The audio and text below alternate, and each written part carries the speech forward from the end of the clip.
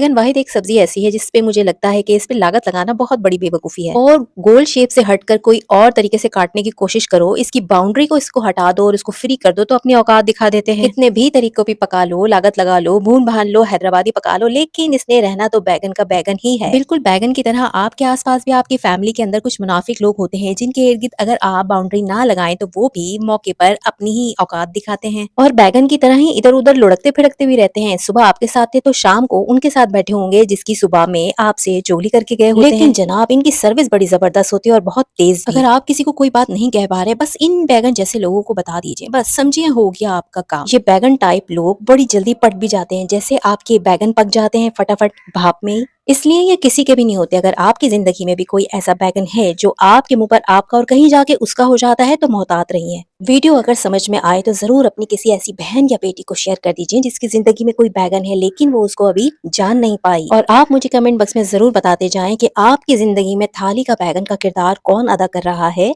जज़ाकल्लाह।